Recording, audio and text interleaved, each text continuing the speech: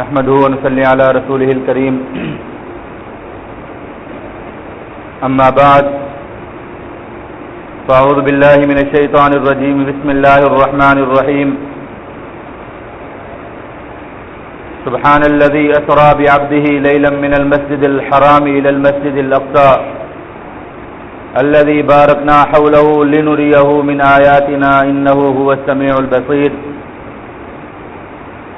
وقال تعالى ولقد رآه نزلة أخرى عند سدرة المنتهى عندها جنة المأوى إذ يغشى السدرة ما يغشى ما زاغ البصر وما طغى لقد رأى من آيات ربه الكبرى صدق الله العظيم.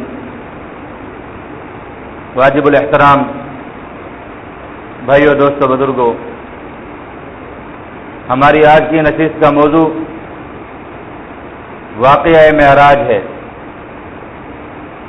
واقعہ معراج جس کو واقعہ اسراء بھی کہا جاتا ہے، نبی اکرم صلی اللہ علیہ وآلہ وسلم کو جو معجزات دیے گئے ان معجزات میں سے ایک معجزہ واقعہ معراج بھی ہے. اور یہ واقعہ معراج کب ہوا اس بارے میں کئی اقوال ملتے ہیں، لیکن جو راجح اور درست قول ہے وہ یہ ہے کہ یہ واقعہ نبی اکرم صلی اللہ علیہ وآلہ وسلم کی ہجرت سے قبل ہوا. نبوت کے 11ویں سال جب نبی اکرم صلی اللہ علیہ وآلہ وسلم طائف کے سفر سے واپس تشریف لائے، طائف میں آپ صلی اللہ علیہ وآلہ وسلم کو ستایا گیا، وہاں کے لوگوں نے مارا. اس حد تک نبی اکرم صلی اللہ علیہ وآلہ وسلم کے ساتھ گستاخی والا معاملہ کیا گیا کہ آپ صلی اللہ علیہ وآلہ وسلم کے نالین مبارکین آپ کے لہو مبارک سے تر ہو گئے. اور نبی اکرم صلی اللہ علیہ وآلہ وسلم کو اس سے پہلے بھی 11 سال بہت زیادہ مکہ مکرمہ میں ستایا گیا. شعب ابی طالب جیسے واقعات ہوئے، آپ صلی اللہ علیہ وآلہ وسلم کو مارنے پیٹنے کے قتل کرنے کی کوششیں کرنے جیسے واقعات ہوتے رہے. تو ہر ایک وہ ظلم اور ستم اور ہر ایک ذلت اور رسوائی کا وہ مقام جو کہ مشرکین مکہ سے کے لیے ممکن تھا، وہ نبی اکرم صلی اللہ علیہ وآلہ وسلم کو پہنچایا گیا. آپ صلی اللہ علیہ وآلہ وسلم کو ایذا دینے کے لیے اور بتانا یہ مقصد تھا کہ دنیا جس روش پر چل رہی ہے، لوگ جس طریقے سے شرک کر رہے ہیں، لوگ جس طریقے سے اللہ رب العزت کے ساتھ بتوں کی پوجا کر رہے ہیں، جو زمانہ جس ڈگر پر چل رہا ہے اس سے ہٹ کر چلنے کی کوشش کرو گے تو ختم کر دیے جاؤ گے، مار دیے جاؤ گے، یا دنیا کے اندر ذلیل و خوار ہو جاؤ گے. جیسا کہ آج کل مادیت کا نظریہ بھی یہی ہے کہ دنیا جس ڈگر پر چل رہی ہے، آج کل بڑے بڑے فلاسفر، بڑے بڑے دانشور، ان سے آپ جا کر پوچھیں تو وہ یہی کہیں گے کہ ہواؤں کا رخ جس سمت پر چل رہا ہو بس اسی سمت پر دوڑنا چاہیے. اگر ہواؤں کے مخالف کھڑے ہو جاؤ گے تو مارے جاؤ گے، گردنیں گر جائیں گی، کٹ جاؤ گے. یہی کچھ نبی اکرم صلی اللہ علیہ وآلہ وسلم کو بھی سمجھایا جا رہا تھا. آج کل آپ مضامین لوگوں کے اٹھا کر دیکھیں، جیسے ابھی آندھی چل رہی ہے، ہر ایک کی زبان پر آپ کو یہی ملے گا کہ جب صحراؤں کے اندر چلو اور صحرا کے اندر جب آندھیاں چلا کرتی ہیں تو بس اس وقت سر کو جھکا لینا، اس وقت ان آندھیوں کی سمت پر اپنے آپ کو لٹا دینا، ختم کر دینا، یہی دانشوری ہے. اگر کسی آندھی کے سامنے اپنا رخ کر کے کھڑے ہو جاؤ گے، اس کے سامنے سینہ سپر ہو کر کھڑے ہو جاؤ گے تو مارے جاؤ گے. نبی اکرم صلی اللہ علیہ وآلہ وسلم کو بھی 11 سال تک یہی کچھ بتایا جاتا رہا کہ آپ زمین پر ذلیل و خوار ہو جائیں گے، نعوذ باللہ. آپ کا کوئی مقام نہیں ہوگا، آپ کا کوئی عزت نہیں ہوگی، آپ کا کوئی منصب نہیں ہوگا، نہ آپ کا کوئی خاندان ہوگا، نہ آپ کا کوئی قبیلہ ہوگا. آپ کو بالکل دنیا سے الگ تھلگ کر دیا جائے گا. شعب ابی طالب جیسے واقعات کے محصور کر کے رکھ دیا گیا. جب یہ سب کچھ ہو گیا تو اللہ رب العزت سے انعام کے طور پر نبی اکرم صلی اللہ علیہ وآلہ وسلم کو معراج ملی اور بتایا گیا ہے، پیارے حبیب آپ کو دنیا جو یہ کہہ رہی ہے کہ آپ ذلیل و رسوا ہو جائیں گے، نعوذ باللہ، آپ کا دنیا کے اندر کوئی مقام نہیں ہوگا. ہم آپ کو دین کی خاطر آپ نے جو تکلیفیں اٹھائی ان کے بدلے میں ہم آپ کو آسمانوں کی سیر کرائیں گے اور آپ کو عرش معلیٰ تک لے کر جائیں گے. دنیا زمین پر آپ کو پستیوں کے اندر گرانا چاہتی ہے، اللہ رب العزت آپ کو آسمانوں کی طرف اٹھا کر لے جائیں گے اور ایسے مقامات تک لے جائیں گے جہاں پر جبرائیل امین کی بھی جا کر بس ہو جائے گی کہ اس سے آگے میں نہیں جا سکتا. اللہ رب العزت انسان کو اس سے بھی بڑا شرف نصیب فرمائیں گے، اس لیے کہ دین کی خاطر قربانیاں دی، مارے کھائی.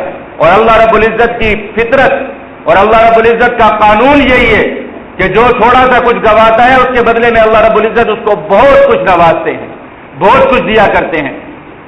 تو نبوت کے 11ویں سال رجب کے مہینے میں 27ویں شب کو یہ واقعہ پیش آیا، اس کو واقعہ اسرا بھی کہا جاتا ہے، اور یہ قرآن کے 15ویں پارے میں سبحان الذی اسری بعبدہ لیلا من المسجد الحرام الی المسجد الاقصی، اس آیت کے اندر اس کو ذکر کیا گیا۔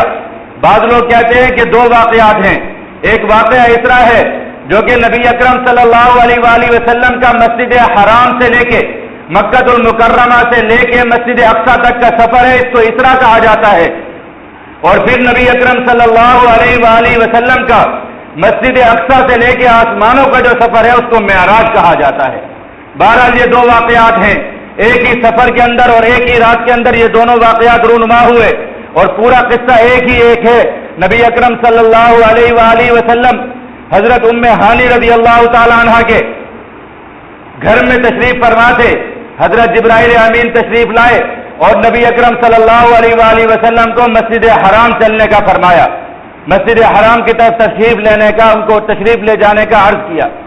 اللہ کے نبی اکرم صلی اللہ علیہ وآلہ وسلم مسجد حرام میں تشریف لے گئے، اور بیت اللہ کی قریب حتیم شریف کے اندر نبی اکرم صلی اللہ علیہ وآلہ وسلم تشریف فرماتے۔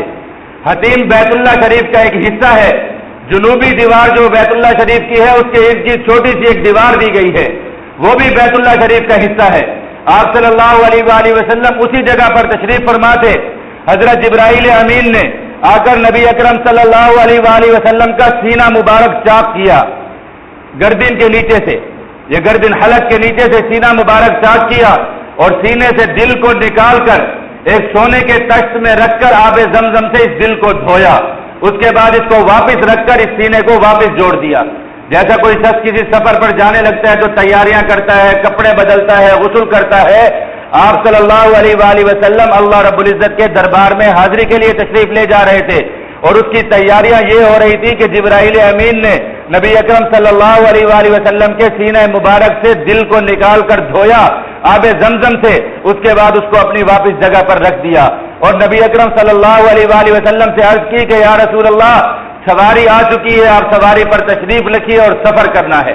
ایک سواری لائی گئی جس کو براق کہتے ہیں، برق سے ہے، بجلی کی طرح تیز رفتار سواری، اس کی رفتار اتنی کہ کہتے ہیں کہ جہاں تک اس کی نظر پڑتی تھی وہیں تک اس کا قدم پڑتا تھا، اتنی تیز رفتار سواری، سفید رنگ کی ایک سواری جس کی جسامت خچر سے تھوڑی سی چھوٹی اور حمار سے تھوڑی سی بڑی جسامت اس کی، اس پر نبی اکرم صلی اللہ علیہ وآلہ وسلم کو سوار ہونے کا عرض کیا۔ آپ صلی اللہ علیہ وآلہ وسلم جس وقت اس پر سوار ہونے لگے تو وہ براق تھوڑا سا سٹپٹانے لگا، تھوڑا سا ہلنے لگا، تو جبرائیل امین نے اس سے کہا کہ اے براق تجھے پتہ ہے تجھ پر کون سواری کرنے والا ہے؟ اور پھر فرمایا کہ تجھ پہ رحمت للعالمین خاتم الانبیاء والمرسلین محمد الرسول اللہ صلی اللہ علیہ وآلہ وسلم سوار ہونے والے ہیں، اس لیے آرام سے رک جا۔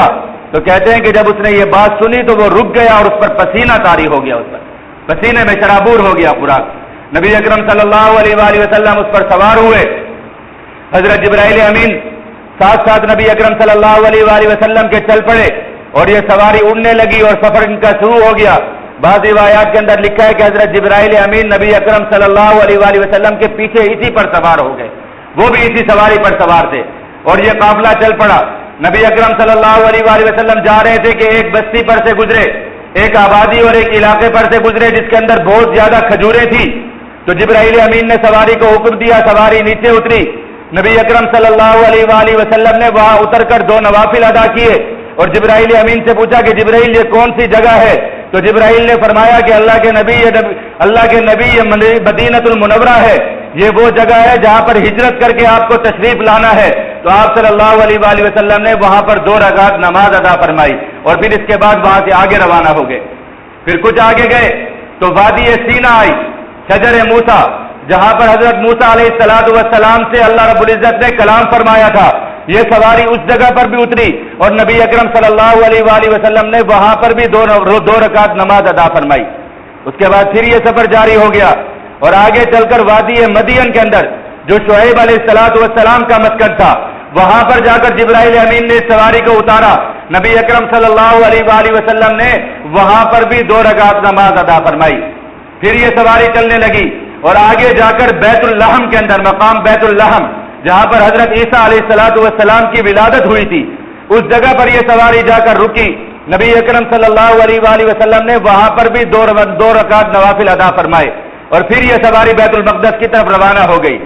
اسی سفر کے دوران نبی اکرم صلی اللہ علیہ وآلہ وسلم نے دیکھا کہ ایک بوڑھی عورت بوڑھیا کھڑی ہوئی آوازیں دے رہی ہے۔ نبی اکرم صلی اللہ علیہ وآلہ وسلم سے حضرت جبرائیل امین نے فرمایا کہ اللہ کے نبی آپ اس کی طرف توجہ مت کیجیے اور آگے نکل چلیے۔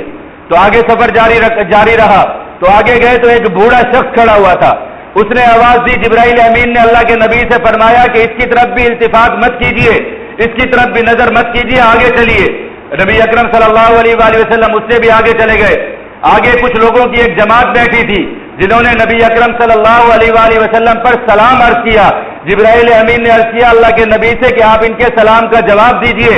نبی اکرم صلی اللہ علیہ وآلہ وسلم نے ان کے سلام کا جواب دیا، اور پھر نبی اکرم صلی اللہ علیہ وآلہ وسلم نے حضرت جبرائیل امین سے پوچھا کہ جبرائیل یہ کون لوگ تھے، وہ بڑھیا کون تھی کہ جس کی طرف توجہ کرنے سے منع کیا گیا اللہ رب العزت کی طرف سے؟ تو جبرائیل امین نے فرمایا کہ یہ بڑھیا دنیا تھی جس کو اللہ رب العزت نے بوڑھی کی شکل میں، ایک بڑھیا کی شکل میں آپ کے سامنے لا کر کھڑا کیا، اور بتلانا یہ تھا کہ آپ کے دنیا کے اندر تشریف لانے کے بعد، آپ کی نبوت کے بعد دنیا کی عمر بہت کم رہ گئی ہے۔ جیسا کہ ایک بوڑھی خاتون کی عمر باقی رہ جاتی ہے مرنے سے، ایسے ہی اس دنیا کی عمر بس ختم ہونے کو ہے اور یہ بوڑھی ہو چکی ہے۔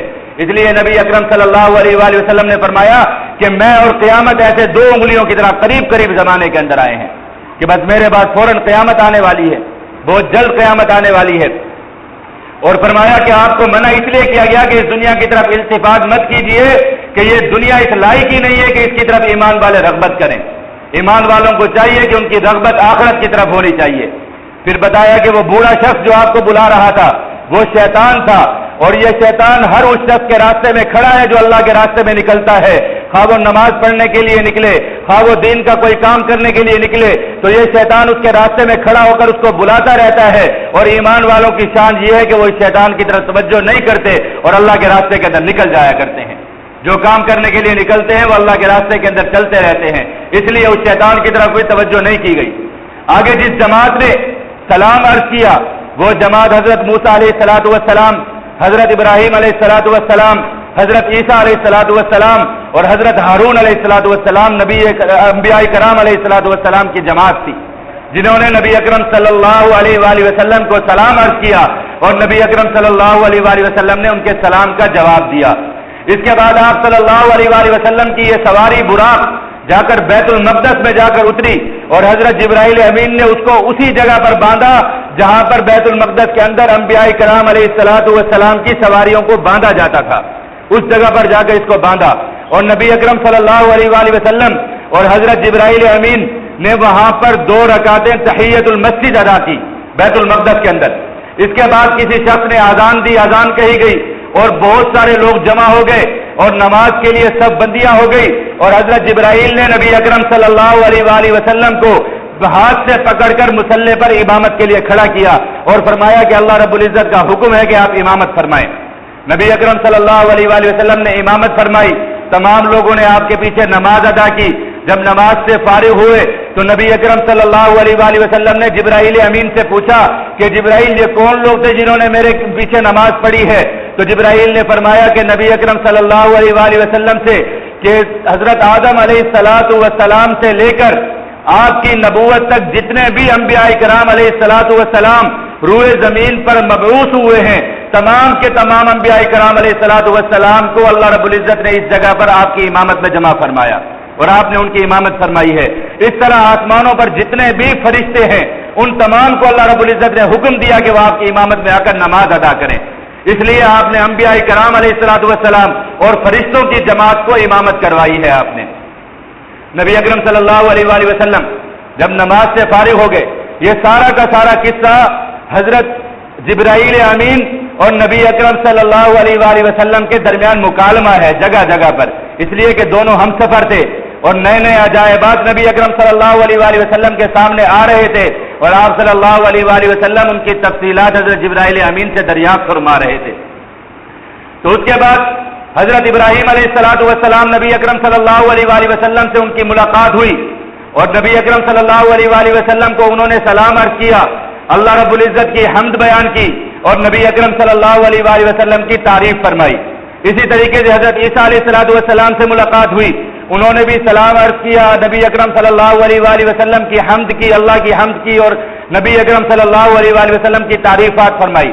اسی طریقے سے حضرت داؤد علیہ السلام، حضرت سلیمان علیہ السلام اور دیگر انبیاء، کچھ انبیاء کرام علیہ السلام سے یہاں پر نبی اکرم صلی اللہ علیہ وآلہ وسلم کی ملاقاتیں ہوئی، اور پھر حضرت ابراہیم علیہ السلام نے تمام انبیاء کرام علیہ السلام کے سامنے نبی اکرم صلی اللہ علیہ وآلہ وسلم کا شرف اور فضیلت بیان فرمائی، اور فرمایا کہ دیکھ لو یہ وہ نبی ہیں جن کو اللہ رب العزت نے ہم سب کا امام بنا کر بھیجا ہے، اور خاتم الانبیاء والمرسلین بنا کر بھیجا ہے، اور اللہ رب العزت نے ان کی امت کو خیر الامم بنایا ہے، تمام امتوں میں بہترین امت بنایا ہے، اور اللہ رب العزت نے ان کو امت وسط بنایا ہے، ان کی امت کو امت وسط معتدل امت بنایا ہے ان کو۔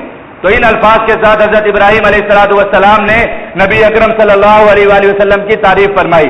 اس کے بعد نبی اکرم صلی اللہ علیہ وآلہ وسلم کے سامنے 3 پیالے پیش کیے گئے، 3 برتن پیش کیے گئے، جن میں سے ایک میں پانی رکھا ہوا تھا، ایک میں دودھ رکھا ہوا تھا، اور ایک میں شراب موجود تھی۔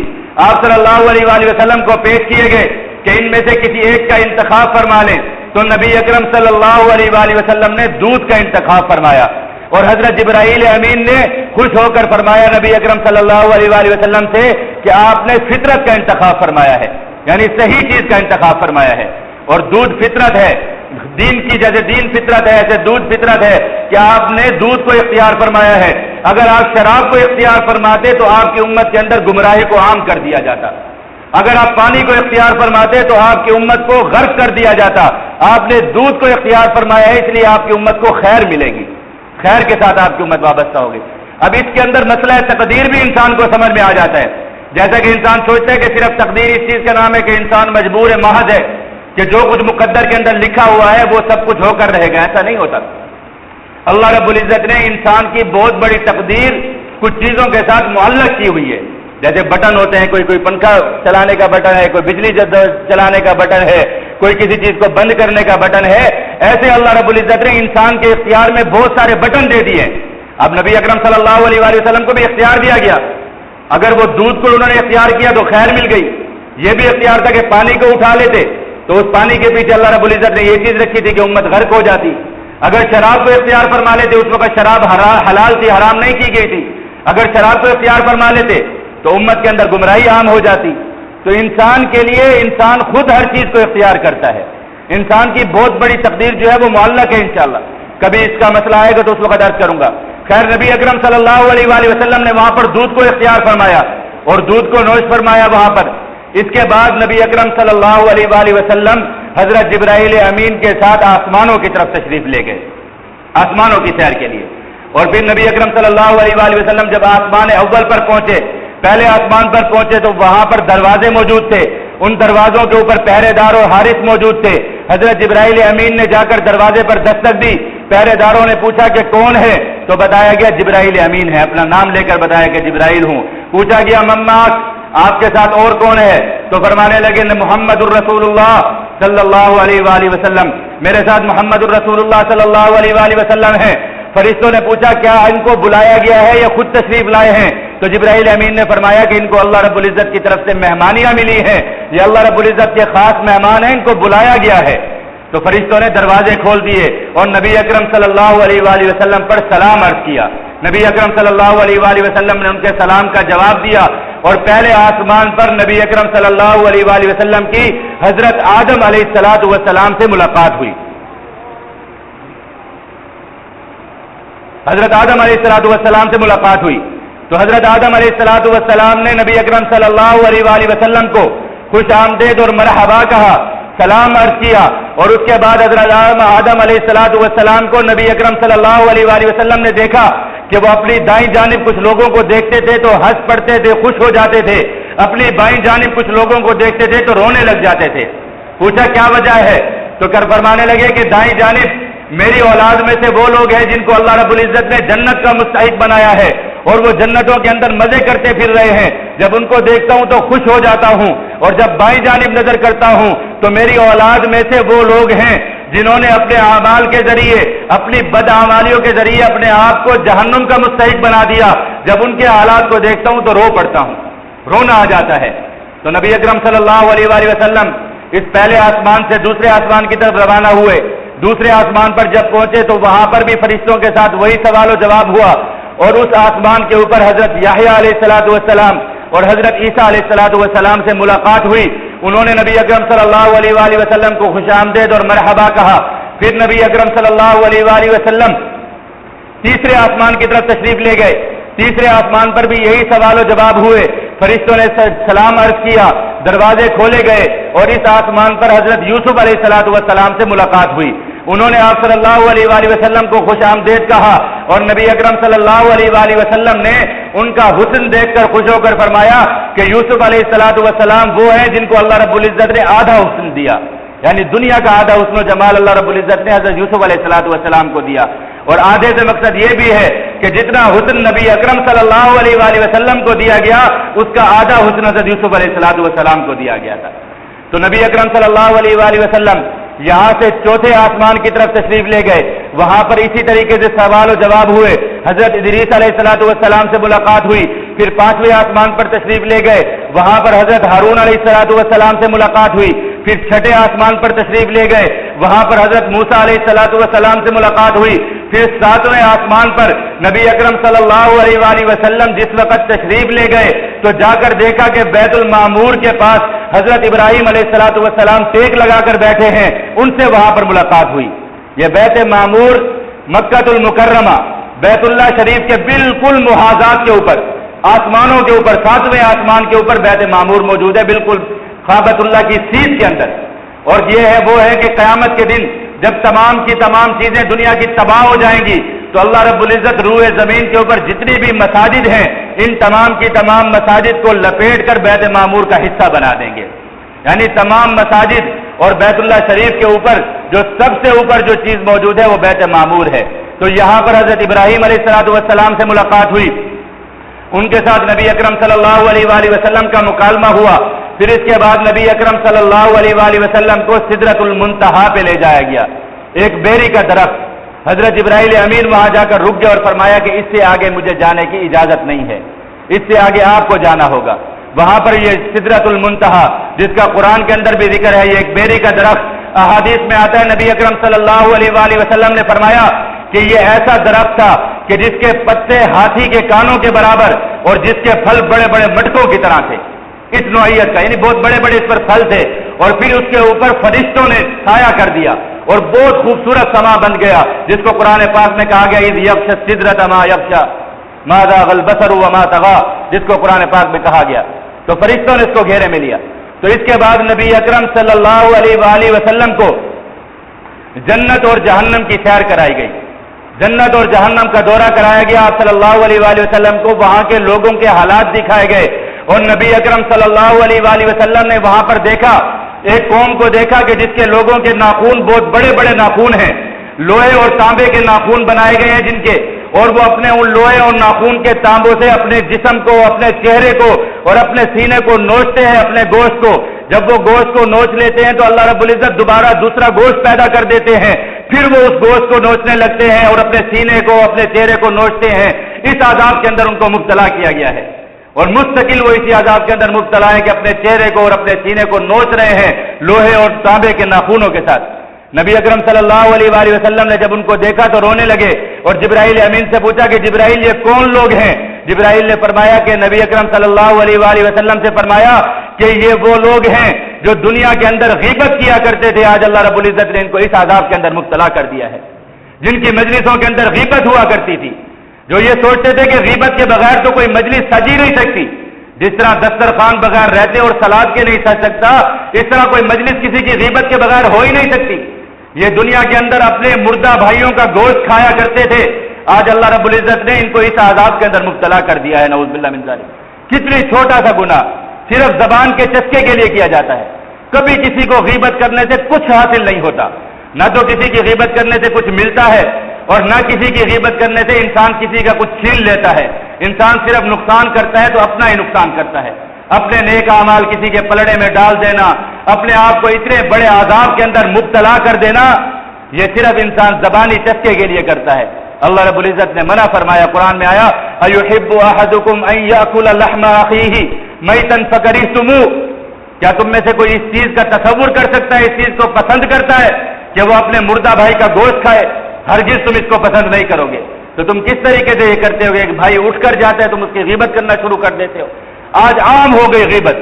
انسان بس کسی مجلس کے اندر بیٹھا ہوتا ہے تو یہی ڈر ہوتا ہے کہ وہاں سے اٹھ کر جائے گا اور پیچھے والے کہیں گے ہاں دیکھا کیا کر رہا ہے، یہ کر رہا ہے، وہ کر رہا ہے. شروع ہو جائیں گے اس کا گوشت کھانا. اور حاصل کیا ہوگا؟ کچھ بھی حاصل نہیں ہوتا.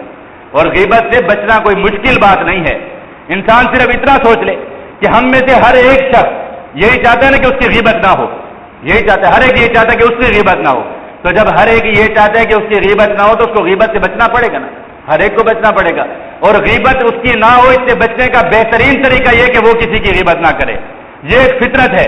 جو شخص جتنی زیادہ غیبت کرنے والا ہوگا آپ سمجھ جائیں کہ اس کی بھی اتنی ہی زیادہ غیبت ہوتی ہے. اس سے زیادہ وہ لوگوں کے اندر برا مشہور ہوگا، لوگ اس کی غیبت کرتے ہوں گے. اگر آپ چاہتے ہیں کہ لوگوں کے درمیان آپ کا ذکر بد نہ ہو، ذکر شر نہ ہو، تو لوگوں کی غیبت کرنا چھوڑ دیں، لوگ آپ کی غیبت کرنا چھوڑ دیں گے. یہ تو فطرت ہے، یہ فطرت ہے، یہ قانون ہے. یہ جتنا کسی کی برائی کرو گے اس سے زیادہ کی جائے گی. آج بڑے فن غیبت ہے جی، ہم تو سیدھی سیدھی بات کر لیتے ہیں، ہم تو کسی کو نہیں بخشتے، ہم تو ہر کسی کے اوپر بات کرتے ہیں. ہم جو کہتے ہیں کھری بات کرتے ہیں، ہم تو سچی بات کرتے ہیں. جو ہر کسی کے گریبان میں ہاتھ ڈالنے والا شخص ہوتا ہے اس کی اپنی عزت بھی کہیں پر محفوظ نہیں ہوتی. اور جو خاموش رہنے والا شخص ہو اس کا ہر کوئی عزت اکرام کرتا ہے. اس کے بارے میں کہتے ہیں کہ یار اس کے بارے میں کیا کرنا، بیچارہ اچھا انسان ہے، یہی کچھ کہتے ہیں. تو اگر اپنی برائی اور اپنی غیبت سے بچنا چاہتے ہو تو اس کے لیے یہی کرنا پڑے گا کہ دوسروں کی غیبت مت کرو. اور پھر سب سے بڑی بات یہ کہ نبی اکرم صلی اللہ علیہ وآلہ وسلم کی سچی آنکھ کو اللہ رب العزت نے یہ عبرتناک منظر دکھایا. اور امت کو اس بات پر یقین ہونا چاہیے، امت کو اپنی آنکھوں سے زیادہ نبی اکرم صلی اللہ علیہ وآلہ وسلم کی بات پر ان کی آنکھ پر یقین ہونا چاہیے کہ قیامت کے دن غیبت کا یہ انجام ہوگا. آپ صلی اللہ علیہ وآلہ وسلم یہاں سے آگے چلے تو دیکھا کچھ لوگ ایک نہر کے اندر ہیں جہاں پر ان کو غوطے دیے جا رہے ہیں، پانی کے اندر ان کو ڈبویا جا رہا ہے اور فرشتے ان کو مجبور کر رہے ہیں کہ لوہے کے اور پتھروں کے لقمے ان کو چبوائے جا رہے ہیں، ان کو نگلوائے جا رہے ہیں، ان کے حلق سے اتارے جا رہے ہیں. وہ اس عذاب کے اندر مبتلا ہیں، چیخ رہے ہیں، پکار رہے ہیں، لیکن ان کو لوہے کے اور پتھروں کے لقمے ان کو کھلائے جا رہے ہیں اور پانی کے اندر ان کو ڈبویا جا رہا ہے. نبی اکرم صلی اللہ علیہ وآلہ وسلم نے جبرائیل امین سے پوچھا کہ جبرائیل یہ کون لوگ ہیں؟ تو جبرائیل نے فرمایا کہ اللہ کے نبی یہ وہ لوگ ہیں جو دنیا کے اندر سود خوری کیا کرتے تھے، سود کھایا کرتے تھے. تھوڑی تھوڑی چیز پر سود پہ قرضے اٹھا لینا، بینکوں سے قرضے اٹھا لینا، گاڑیاں اٹھا لینا، پیسے اٹھا لینا، زیور اٹھا لینا، دکانیں اٹھا لینا، بس سود کے اندر یہ گھرے ہوئے تھے. اللہ اور اس کے رسول کے خلاف اعلان جنگ کرنے والے تھے. آج قیامت کے دن اس عذاب کے اندر مبتلا کر دیے گئے ہیں. نبی اکرم صلی اللہ علیہ وآلہ وسلم روتے ہوئے وہاں سے آگے تشریف لے گئے. دیکھا کہ کچھ لوگ ایسے ہیں کہ جن کے سر کچلے جا رہے ہیں پتھروں کے ذریعے سے، بالکل قیمہ قیمہ کر دیے جاتے ہیں ان کے سر. پھر دوبارہ ان سروں کو جوڑ دیا جاتا ہے، پھر فرشتے ان سروں کو کچل دیتے ہیں. اللہ کے نبی یہ دیکھ کر رونے لگے اور فرمانے لگے جبرائیل یہ کون لوگ ہیں؟ تو جبرائیل نے کہا اللہ کے نبی یہ وہ لوگ ہیں جو دنیا کے اندر نماز نہیں پڑھا کرتے تھے، نماز کے اندر سستی کیا کرتے تھے. اذانوں کی آواز آیا کرتی تھی، مسجدوں سے آواز آیا کرتی تھی، اللہ اکبر اللہ اکبر، حی علی الصلاح حی علی الفلاح کی اذانیں آیا کرتی تھی، صدائیں آیا کرتی تھی، اور یہ لوگ نماز نہیں پڑھا کرتے تھے. آج اس عذاب کے اندر یہ لوگ مبتلا کر دیے گئے. آگے چلے تو جا کر دیکھا کہ کچھ لوگ ایسے ہیں کہ جن کے جسم ننگے ہو چکے ہیں، صرف ان کی شرم گاہوں کے اوپر چند چیتڑے لٹک رہے ہیں اور ان کی شکلیں جانوروں جیسی کر دی گئی ہیں، اور وہ ایک چراگاہ کے اندر کھلے چھوڑ دیے گئے ہیں، اور اس چراگاہ کے اندر وہ زقوم کانٹے چرتے پھر رہے ہیں اور پتھر کھاتے پھر رہے ہیں، اور ان کو مجبور کیا جا رہا ہے ایسے کانٹے اور پتھر کھانے پر کہ جو ان کے جسم کو چیرتے ہوئے نکل رہے ہیں. اللہ کے نبی نے پوچھا جبرائیل یہ کون لوگ ہیں؟ تو انہوں نے فرمایا کہ یہ وہ لوگ ہیں جو دنیا کے اندر زکوٰۃ نہیں دیا کرتے تھے، زکوٰۃ نہیں دیا کرتے تھے اپنے مال کی. آج ان کو اس عذاب کے اندر مبتلا کر دیا گیا ہے. اس طریقے سے آگے چلے تو دیکھا کہ ایک قوم ہے جس کے اندر مرد اور عورتیں موجود ہیں اور ان کے سامنے بڑے بڑے برتن رکھے گئے ہیں. ان میں سے کچھ برتنوں کے اندر حلال اور پاکیزہ گوشت پکا ہوا پڑا ہے، اور دوسری طرف ایک نجس گندا بدبودار غلیظ گوشت गला सड़ा हुआ गोश्त पड़ा हुआ है और उनको भूख सता रही है, शिद्दत के साथ उनको भूख लग रही है, लेकिन उनको हलाल का गोश्त नहीं खाने दिया जा रहा। ये ऐसा बदबूदार गोश्त कि जिसमें से अगर एक लुकमा भी आसमान से जमीन की तरफ लटका दिया जाए तो पूरी की पूरी जमीन ताफुन से फैल जाए, ऐसा सख्त बदबूदार गोश्त वो उनको खाने पर मजबूर किया जा रहा है और उनको खिलाया जा रहा है। अल्लाह के नबी ने पूछा जिब्राइल से कि ये कौन लोग हैं? तो जिब्राइल अमीन ने फरमाया कि या रसूल अल्लाह, ये वो लोग हैं कि जिनको दुनिया के अंदर हलाल और तय्यब बीवियां नसीब थी, लेकिन ये बदकार औरतों के पास जाकर अपने मुंह काले किया करते थे। और ये वो औरतें हैं कि जिनको दुनिया के अंदर अल्लाह रब्बुल इज्जत ने हलाल और पाक दामन शौहर दिए थे, लेकिन ये अपना मुंह दूसरे लोगों के साथ जाकर काला किया करती थी। आज उनको इस आजाब के अंदर मुब्तला कर दिया गया। आगे चले तो जाकर देखा कि एक कौम ऐसी है कि जिसके बड़े बड़े होंठ और बड़ी बड़ी जबानें कर दी गई हैं और लोहे की कैंचियों के साथ उनके होंठ और जबान काटे जा रहे हैं, और जब वो कट जाते हैं तो दोबारा उन होठों को काटना शुरू कर दिया जाता है, फिर वो होंठ और जबान पैदा कर दिए जाते हैं, फिर काटते हैं। वो मुस्तकिल इस आजाब के अंदर मुब्तला है। नबी अकरम सल्लल्लाहु अलैहि वसल्लम ने हजरत जिब्राइल अमीन से पूछा कि जिब्राइल ये कौन लोग हैं? तो नबी अकरम सल्लल्लाहु अलैहि वसल्लम को हजरत जिब्राइल अमीन ने फरमाया कि अल्लाह के नबी, ये वो लोग हैं जो दुनिया के वो खतीब हैं, वो मुकर्रिर और वो वाइज हैं, जो दुनिया को अच्छी अच्छी बातों की नसीहतें किया करते थे, लेकिन अपनी जिंदगियां इनकी अमल से खाली थी।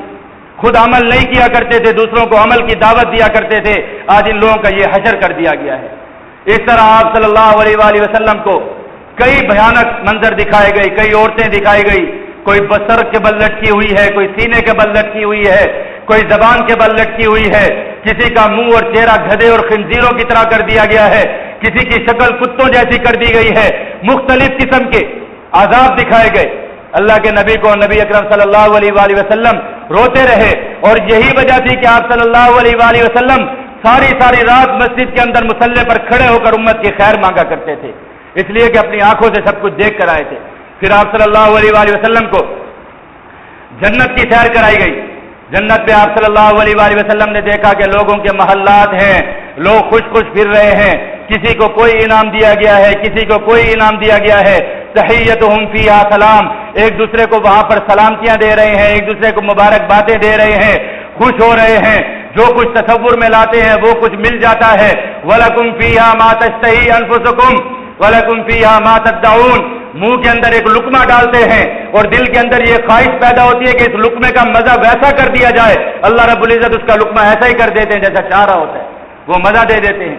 वहां पर देखा लोगों को खुश फिर रहे हैं, किसी का पता चल रहा है कि नवाफिल पढ़ने वाला है, किसी का पता चल रहा है कि तवाफ करने वाला है, किसी का पता चल रहा है कि जिहाद करने वाला है, किसी का पता चलने वाला है कि खैर और सदकात के कामों में सबक ले जाने वाला है। आज जन्नत के अंदर मजे करता फिर रहा है। वहां पर आप सल्लल्लाहु अलैहि वसल्लम ने एक कौम को देखा जिस कौम की ये हालत थी कि वो जमीन के अंदर बीज डालते थे और उनका बीज डालते ही गल्ला निकल आता था, फिर वो खेती कट जाती थी, फिर दोबारा गल्ला पैदा हो जाता था उसी वक्त। तो जिब्राइल अमीन से पूछा अल्लाह के नबी ने, ये कौन सी कौम है? तो जिब्राइल अमीन ने फरमाया कि या रसूल अल्लाह, ये मुजाहिदीन की कौम है कि अल्लाह रब्बुल इज्जत ने इनके आमाल के अंदर ये तासीर रखी है कि ये दुनिया के अंदर एक अमल किया करते थे, अल्लाह रब्बुल इज्जत उसका इनको बेहतरीन बदल दिया करता था और इनके अमल को 700 गुना अल्लाह रब्बुल इज्जत बढ़ा दिया करते थे। और आज जन्नत के अंदर अलामती तौर पर अल्लाह रब्बुल इज्जत ने इनके लिए ये सब्जा और खेत लगा दिए हैं कि ये बीज डालते और खेत उगाता है, खेत निकल आता है, खेती काटते हैं और फिर फौरन वो निकल आती है। अल्लाह रब्बुल इज्जत ने ये नमूना जाहिर फरमाया इनकी खैर और बरकत का कि इतनी बरकत है इनके अमल के अंदर। तो इस तरह नबी अकरम सल्लल्लाहु अलैहि वसल्लम को ये चंद मनाजिर दिखाए गए। उसके बाद आप सल्लल्लाहु अलैहि वसल्लम को के लिए एक सब्ज रंग का बिछौना लाया गया, मखमली बिछौना लाया गया। उस पर आप सल्लल्लाहु अलैहि वसल्लम तशरीफ फरमा हुए और आप सल्लल्लाहु अलैहि वसल्लम को अल्लाह रब्बुल इज्जत की बारगाह अक़दस के अंदर जाकर वहां हाजिरी का शर्फ नसीब हुआ। और अल्लाह रब्बुल इज्जत से नबी अकरम सल्लल्लाहु अलैहि वसल्लम वहां पर हम कलाम हुए जाकर, और अल्लाह रब्बुल इज्जत ने नबी अकरम सल्लल्लाहु अलैहि वसल्लम से कलाम फरमाया। वो कलाम भी यही था कि ऐ मेरे प्यारे हबीब, मैंने आपको अव्वल भी बनाया, आखिर भी बनाया, मैंने आपको कौसर भी दी, मैंने आपके लिए जन्नत भी बनाई, मैंने आपकी उम्मत के लिए जहन्नम भी बनाई, और मैंने आपकी उम्मत को खैर उम्मत बनाया। इस तरीके से नबी अकरम सल्लल्लाहु अलैहि वसल्लम को जो शर्फ और कबूलियत اللہ رب العزت کی طرف سے ملی، ان کا ذکر کیا گیا اللہ رب العزت کی طرف سے. اور پھر اللہ رب العزت کے دربار سے نبی اکرم صلی اللہ علیہ وآلہ وسلم کو 3 تحفے دیے گئے، امت کے لیے 3 تحفے دیے گئے. نمبر 1 نمازوں کا تحفہ، نماز دی گئی.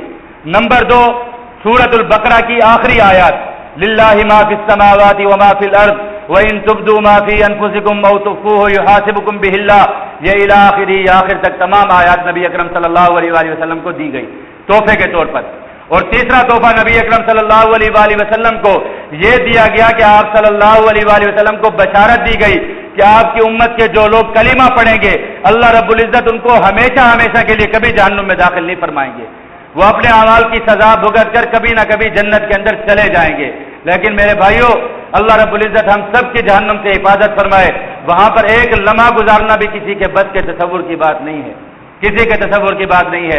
آج دنیا اسی چیز کے اندر گمراہی کے اندر پڑ گئی ہے کہ چلو کبھی نہ کبھی تو چلے ہی جائیں گے جنت میں، لیکن جو وقت کہیں بری جگہ پر گزرے گا اس کا کوئی تصور بھی کر سکتا ہے، اس دن کا کوئی تصور بھی کر سکتا ہے جو ایک ایک دن اس دنیا کے 50-50 ہزار سال کے برابر ہوگا. آج دنیا کے اندر تھوڑی سی مشکل انسان پہ آ جاتی ہے تو تھوڑی دیر بعد انسان اپنے گلے کے اندر پھندا ڈال پہ کہیں پر لٹک کے کھڑا ہوتا ہے، مرنے کی دعائیں مانگ رہا ہوتا ہے. چھوٹی سی زندگی ہے، پتہ ہے کہ 60-70 سال سے زیادہ جینا نہیں ہے، لیکن کتنے لوگ خودکشیاں کرتے ہیں اور جہنم کے اوپر کناٹ کر جاتے ہیں، کہتے ہیں اچھا جلتے رہیں گے کبھی تو پہنچ جائیں گے. نعوذ باللہ من ذالک، کسی کے بس کی بات نہیں ہے. اللہ رب العزت ہم سب کی حفاظت فرمائے. تو آپ صلی اللہ علیہ وآلہ وسلم یہ تینوں تحفے لے کر آسمانوں پہ اترنے لگے. تو چھٹے آسمان پر حضرت موسیٰ علیہ السلام سے ملاقات ہوئی. حضرت موسیٰ علیہ السلام نے اللہ کے نبی سے فرمایا کہ آپ اپنی امت کے لیے کیا تحفہ لے کر جا رہے ہیں؟ تو انہوں نے فرمایا کہ 50 نمازیں اللہ رب العزت نے تحفے میں دی ہیں، وہ لے کر جا رہا ہوں. حضرت موسیٰ علیہ السلام فرمانے لگے کہ مجھے بہت زیادہ تجربہ ہے بنی اسرائیل کا، آپ بھی انہی لوگوں کے اندر جا رہے ہیں، انسانوں کے اندر جا رہے ہیں. یہ انسان مانتے بہت کم ہیں، یہ 50 نمازیں ادا نہیں کریں گے عذاب کے اندر مبتلا ہو جائیں گے. آپ اللہ رب العزت کے دربار میں جا کر ان میں تخفیف کرمائیے، کبھی کرمائیے ان میں جا کر. نبی اکرم صلی اللہ علیہ وآلہ وسلم امت کی محبت اور شفقت کے اندر دوبارہ اللہ رب العزت کے دربار میں حاضر ہوئے اور عرض کی اللہ رب العزت سے کہ میری امت پر خفت کیجئے، تخفیف فرمائیے اور نمازوں کے اندر کمی کر دیجئے. اللہ رب العزت نے 5 نمازیں کم کر دی، 45 نمازیں ہو گئی. نبی اکرم صلی اللہ علیہ وآلہ وسلم واپس تشریف لائے. موسیٰ علیہ السلام نے پوچھا کتنی نمازیں ہو گئی؟ فرمایا 45 ہو گئی ہیں. انہوں نے فرمایا کہ ابھی بھی نہیں پڑھیں گے، واپس جائیے اور تخفیف کروائیے، کمی کروائیے. نبی اکرم صلی اللہ علیہ وآلہ وسلم امت کی محبت میں اور شفقت میں واپس تشریف لے گئے. پھر 5 نمازیں کم ہو گئی، واپس آئے تو 40 ہو گئی. حضرت موسیٰ علیہ السلام نے فرمایا کہ ابھی بھی نہیں پڑھیں گے، آپ واپس جائیں. اس طرح اللہ کے نبی امت کی محبت اور شفقت میں جاتے رہے اور ہر چکر پر 5 نمازیں کم کروا کر تشریف لاتے رہے، یہاں تک کہ 5 نمازیں لے کر آئے. حضرت موسیٰ علیہ السلام سے پوچھا کتنی ہو گئی؟ فرمانے لگے 5 ہو گئی ہیں. انہوں نے فرمایا کہ ابھی بھی نہیں پڑھیں گے، آپ دوبارہ کم کروا کر آئیں. تو نبی اکرم صلی اللہ علیہ وآلہ وسلم نے فرمایا کہ مجھے اب اللہ کے سامنے جاتے ہوئے شرم آتی ہے، میں نہیں جاتا، میں 5 کروا کر آیا ہوں.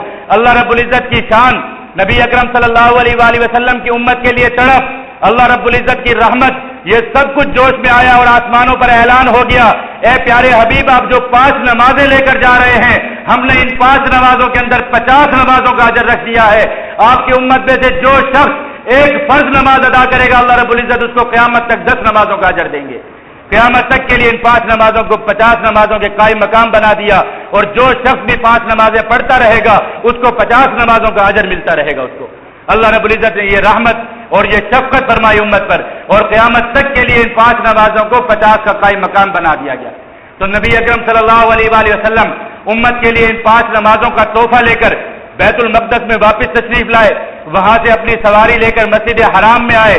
مسجد حرام کے اندر نبی اکرم صلی اللہ علیہ وآلہ وسلم جب صبح پہنچے تو آپ صلی اللہ علیہ وآلہ وسلم نے لوگوں کو یہ قصہ بتایا جس کو واقعہ معراج اور واقعہ اسراء کہا جاتا ہے، جس میں یہ تمام سبق، یہ تمام عبرتیں اور ہمارے لیے یہ تمام چیزیں اس میں موجود تھی. نبی اکرم صلی اللہ علیہ وآلہ وسلم نے لوگوں کو یہ قصہ بتایا.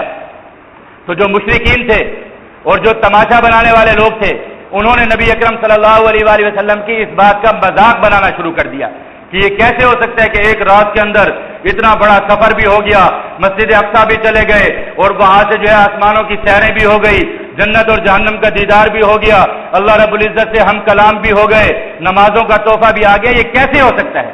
یہ کیسے ممکن ہے؟ یہی مادیت کیا اسباب کے درجے میں کیسے ہو سکتا ہے؟ کیسے ہو سکتا ہے؟ یہ نہیں سوچتے کہ اللہ رب العزت نے گندے پانی سے ہمیں کیسے بنا دیا. اللہ رب العزت نے چھوٹے سے بچے سے بولنا نہیں آتا تھا، چلتا پھرتا انسان کیسے بنا دیا. یہ سب کچھ اللہ رب العزت نے کیسے کر دیا، انسان بھول جاتا ہے، کہنے لگے یہ کیسے ہو سکتا ہے. اور پھر نبی اکرم صلی اللہ علیہ وآلہ وسلم کا امتحان لینے لگے. اچھا جی آپ بیت المقدس کو دیکھ کر آئے تو بتائیے کہ بیت المقدس کے اندر کتنے مینارے ہیں، کتنے پلر ہیں، دیواروں کا رنگ کیسا ہے، فلاں چیزیں کیسی ہیں. نبی اکرم صلی اللہ علیہ وآلہ وسلم تو رات کے وقت میں بیت المقدس تشریف لے گئے تھے اور وہاں جا کر صرف امامت فرمائی تھی، صحیح طریقے سے دیکھا بھی نہیں تھا، اور ایک مرتبہ کوئی کسی چیز کو دیکھ لے تو یاد بھی نہیں رہتا. لیکن انہوں نے امتحان لینا شروع کر دیا. اللہ رب العزت نے نبی اکرم صلی اللہ علیہ وآلہ وسلم اور بیت المقدس کے درمیان جتنے پردے تھے ان کو درمیان سے ہٹا لیا اور نبی اکرم صلی اللہ علیہ وآلہ وسلم کے سامنے بیت المقدس کو ایسے رکھ دیا جیسے ہاتھ کی لکیریں ہوتی ہیں. اور اللہ کے نبی نے فرمایا پوچھو مجھ سے کیا پوچھتے ہو. انہوں نے سوال کرنا شروع کیے، نبی اکرم صلی اللہ علیہ وآلہ وسلم نے جواب دینا شروع کیے کہ فلاں چیز ایسی، فلاں چیز ایسی، فلاں چیز ایسی. جب صحیح صحیح بتاتے رہے تو وہ اس بات پر شرمندہ ہو گئے. لیکن کچھ لوگ ڈیٹ بھی ہوا کرتے ہیں، کچھ شرمندہ ہو گئے، کچھ ڈیٹ لوگ تھے، انہوں نے کہا نہیں یہ تو جادو ہے، ہم اس بات کو نہیں مانتے، ہمیں راستے کا کوئی قصہ بتائیے کہ راستے کے اندر کوئی ایسی چیز بتائیے جو آپ نے دیکھی ہو. تو نبی اکرم صلی اللہ علیہ وآلہ وسلم نے فرمایا کہ ہاں راستے میں نے ایک قافلہ دیکھا تھا جو شام سے واپس آ رہا تھا مکہ المکرمہ کی طرف، اور وہ اتنی مسافت پر تھا کہ 3 دن بعد طلوع شمس، غروب شمس کے وقت جو ہے وہ یہاں مکہ مکرمہ پہنچ جائے گا وہ قافلہ. اور اس قافلے کی علامت یہ ہے کہ اس قافلے کے آگے چلنے والے 2 اونٹ جو ہے ان کا رنگ اس طرح کا ہے اور ان پر جو سامان لدا ہوا ہے اس کا رنگ اس طرح کا ہے، اس قسم کی بوریاں اور بستر ان پر لدے ہوئے ہیں، اور وہ دونوں اونٹ آگے ہوں گے اور فلاں وقت کے اندر یہ قافلہ مکہ مکرمہ کے اندر داخل ہو جائے گا. اور دوسری علامت یہ کہ اس قافلے کا ایک اونٹ بھی گم ہو گیا تھا جو کہ وہ ان کے لوگ تلاش کر رہے تھے اور ان کو مل گیا تھا. تو انہوں نے یہ بات سن لی. پھر انہوں نے دیکھا کہ وہ قافلہ نبی اکرم صلی اللہ علیہ وآلہ وسلم نے جو فرمایا تھا وہ قافلہ صحیح اس وقت کہ جو آپ صلی اللہ علیہ وآلہ وسلم نے جو وقت فرمایا تھا اس وقت کے اندر مکہ المکرمہ کے اندر وہ قافلہ داخل ہوا. آپ صلی اللہ علیہ وآلہ وسلم نے فرمایا تھا کہ غروب شمس کے وقت جب سورج غروب ہو رہا ہوگا تو اس وقت وہ قافلہ داخل ہوگا.